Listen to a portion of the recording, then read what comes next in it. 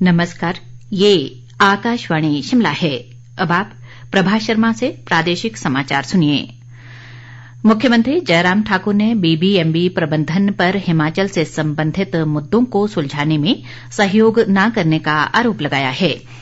मुख्यमंत्री ने आज विधानसभा में प्रश्नकाल के दौरान कहा कि बीबीएमबी प्रबंधन से अनेकों बार परियोजना प्रभावित क्षेत्रों में विकास कार्यों को लेकर बातचीत हो चुकी है, लेकिन प्रबंधन हिमाचल सरकार द्वारा उठाए जाने वाले मुद्दों को गंभीरता से नहीं ले रहा है। मुख्यमंत्री ने कहा कि प्रदेश सरकार जल्द ही बीबीएमबी के अध्यक्ष को तलब करेगी और हिमाचल से जुड़े मामलों के समाधान के लिए कहेंगे। उन्होंने कहा कि बीबीएमबी के अध्यक्ष के साथ होने वाली बैठक में सुंदरनगर, बल्ह और नाचन सहित सभी प्रभावित विधानसभा क्षेत्रों के विधायकों को भी बुलाया जाएगा ताकि वे अपना अपना पक्ष रख सकें। मुख्यमंत्री ने माना कि बीबीएमबी के सुंदरनगर स्थित जलाशय से निकलने वाली गाद के कारण खासकर बल्ह विधानसभा क्षेत्र में काफी तबाही हो रही है। उन्होंने कहा कि बीबीएमबी के साथ प्रदेश के अनेकों लंबित मुद्दे पड़े हैं। इससे पहले विधायक राकेश जम्वाल के मूल प्रश्न के उत्तर में ऊर्जा मंत्री सुखराम चौधरी ने कहा कि सुकेती खड्ड पर जमीन विवाद के चलते पुल के निर्माण कार्य में देरी हुई है। उन्होंने कहा कि बीबीएमबी द्वारा सुकेती खड्ड पर धारनडा तलवाली के समीप जीप योग्य पुल बनाया जाना प्रस्तावित है। उन्होंने कहा कि जैसे ही इस पुल के निर्माण के लिए जमीन विवाद खत्म होगा, पुल के निर्माण का एस्टीमेट तैयार किया जाएगा। ऊर्जा मंत्री ने विधायक नरेंद्र ठाकुर के एक सवाल के जवाब में कहा कि प्रदेश के 583 सरकारी कार्यालयों की छतों पर 5504.9 किलोवाट क्षमता के सौर ऊर्जा पैनल लगाए गए हैं। इन प्लांटों से अभी तक 1,24,94,891 यूनिट बिजली का उत्पादन हो चुका है, जिससे सरकारी खजाने को 5,87,25,988 रुपए की बचत हुई है। उन्होंने कहा कि प्रदेश में अभी तक कोई भी सौर ऊर्जा पार्क स्थापित नहीं है। हालांकि भारत सरकार द्वारा 880 मेगावाट क्षमता का एक सौर ऊर्जा पार्क स्पीति घाटी में स्वीकृत किया गया है। इस पार्क की स्थापना के लिए स्पीति घाटी में हिक्किम, किब्बर, डेमुल, हुल, लदारचा, लोसर और पोह नामक 7 जगह चिन्हित की गई हैं।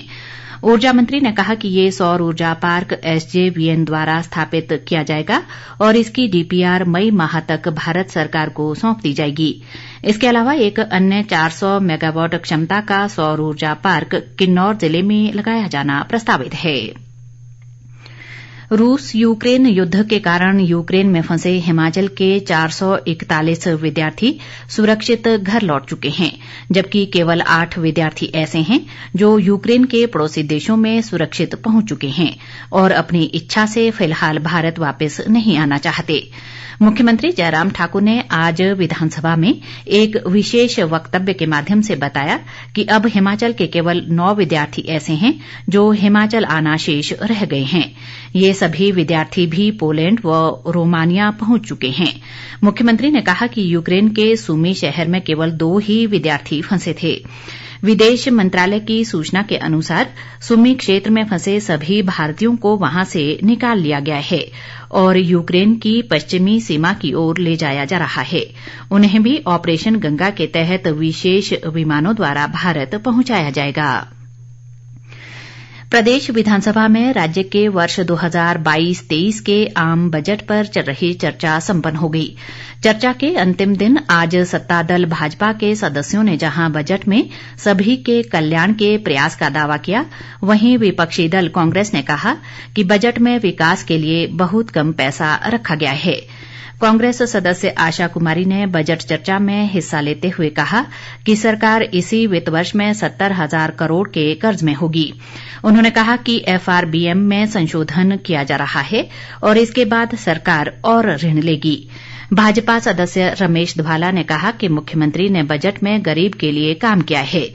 इस बजट में समाज के सभी वर्गों के कल्याण की बात कही है। उन्होंने कहा कि युवाओं को स्वरोजगार की तरफ मोड़ना होगा, इससे रोजगार के भी नए अवसर पैदा होंगे। उन्होंने कहा कि बेरोजगारों को रोजगार देने के लिए नीति बनानी होगी।